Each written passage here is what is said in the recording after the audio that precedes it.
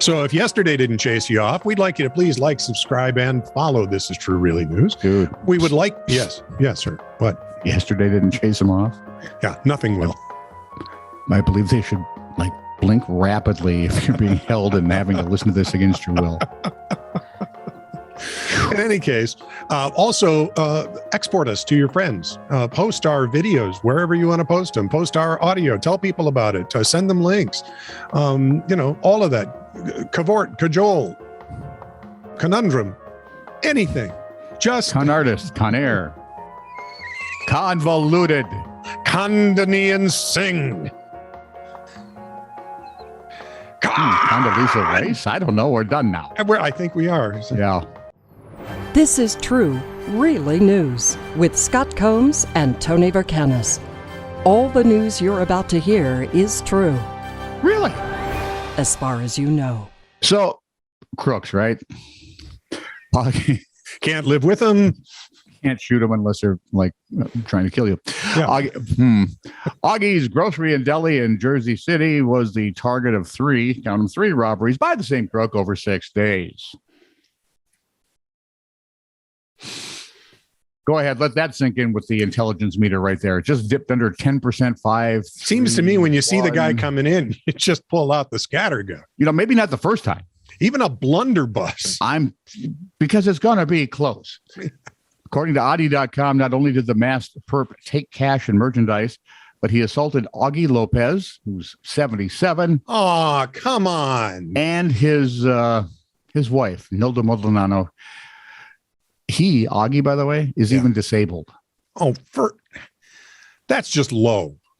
See, if this would have happened in New York City, one of the Reagans would have just waited there until they came in.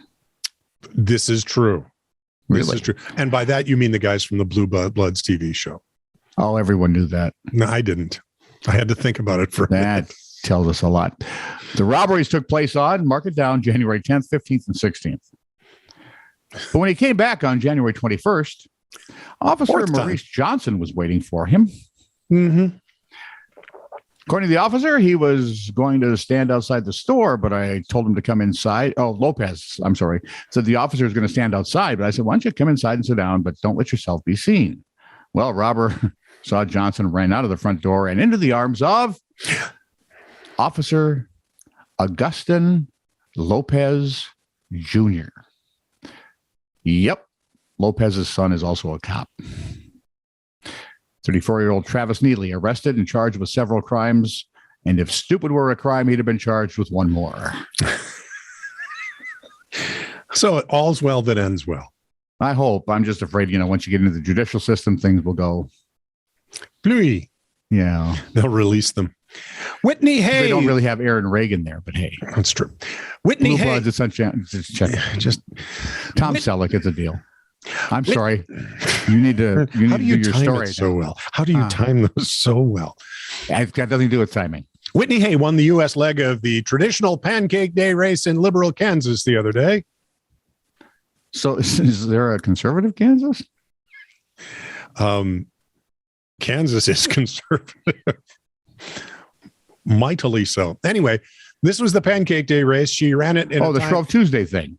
Yeah, with a time of 1 minute, 7 seconds. She beat Katie Godoff of Olney, England, who ran her race in 1:10. What do you mean only England? Wasn't anybody allowed to race? Watch my mouth. Olney. Oh, well, never mind. Right. That makes Whitney this year's champion. Way to go, Whit. She's a 21-year-old college student. She also won the liberal race back in 2020, but lost to Olney that year. This year, she tried performance-enhancing drugs, the kind the Russians use at the Olympics, and that seemed to do the trick. Now she's banned and can only race as a Russian.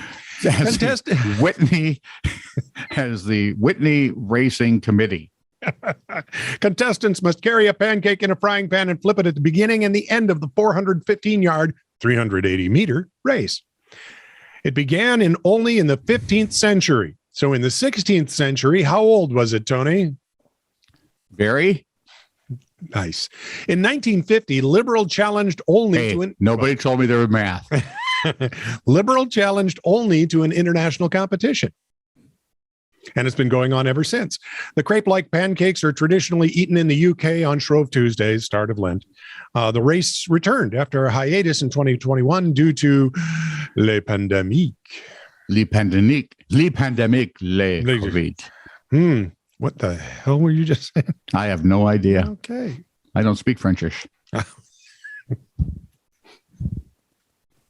Read a story. So Queen Elizabeth II. I'm sorry, Queen Elizabeth II. There was a Queen Elizabeth I. Have you ever noticed all the humongous things get done by queens in Britain? I mean, really. Queen Elizabeth is what began and what is known as the British Empire. Queen Victoria, who reigned forever and ever, the world will be, it is what enhanced the amazing no sun will ever set on the British Empire, right? And she brought us Christmas trees. And actually, she wasn't a prude, but that's another story for another time. And now Queen Elizabeth II has the longest reign going and had to wander her way through the 60s, 70s, and 80s, which should have been enough for anyone. And now we're in the age of Andrew. Exactly. So her Platinum Jubilee is celebrated this year. Oh, good for her. And the souvenir producers are hard at work creating tchotchkes to commemorate it. And that is plural, by the way, because they're going to be just... Can I just get a tchotch? I don't need any more. Apparently, though, not enough hard work has gone into proofreading. People magazine reports that because of a translating error, Carl Baxter, CEO of Wholesale Clearance UK, is trying to sell more than 10,000 pieces that trumpet the Queen's Platinum Jubilee. Honestly, I knew she had like a gold Jubilee. Yeah, but rumor had it she had a silver Jubilee.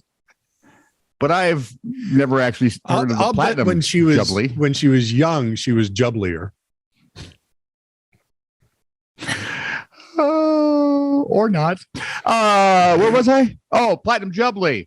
So we're talking, you ready? Mugs, tea sets, plates, featuring an illustration of Elizabeth and her coat of arms. And I'm guessing somewhere on each of them are the words Jubilee. Platinum Jubilee. I want, that's something I would like. I mean, anybody can have correctly spelled tchotchke. You would. That would be something. What's this? Would. This is a really great piece of stupid from Queen Elizabeth's Platinum Jubilee. See, I like this. Walk you right in. I may want one. Mr. Baxter hopes to salvage $44,000 from the lot. I'll give him $10 for everything. And says the buyer could make a potential profit of $400,000, although most of us are wondering how. Then why doesn't he do that? The website suggesting that the items could be useful for, say, plate smashing contests or a rather dangerous game of Frisbee. Here, catch this in your teeth. If you got a wedding coming up, you want to smash the cups, that's a great idea. Sure. Human remains were stolen. Hang on, what? Got to figure out what we're going to do for the Jubilee. Again, Let me think. We could sell straw babies. Here's your story. Human remains were stolen out of a medical truck used to transport body parts for medical research the other day. Oh, no. Sources told KDVR it was a blue and white cardboard box about 20 by 15 by 18 inches with science care written on the sides. Inside the box were human heads. Well, if you want to get ahead. Here's several. Thank you. Science Care is a program for donating bodies to science to help improve scientific research and education. But all they had were heads. Police have several. Well, they were trying to get ahead. Thank you. Police have several questions. Where was the truck going? Why was it parked on 23rd Avenue? Where was that truck headed? Who was driving? Who's head of this truck? And third base. And what kind of weirdo would do something like this? Joe Pesci.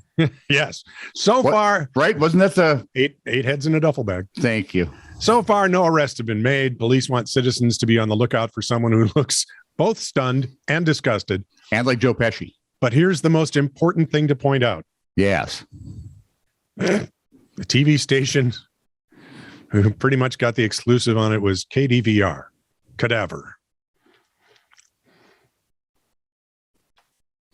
That's morbid in a macabre kind of way.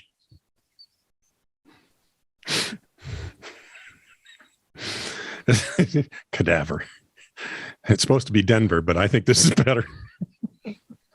I don't care what they think.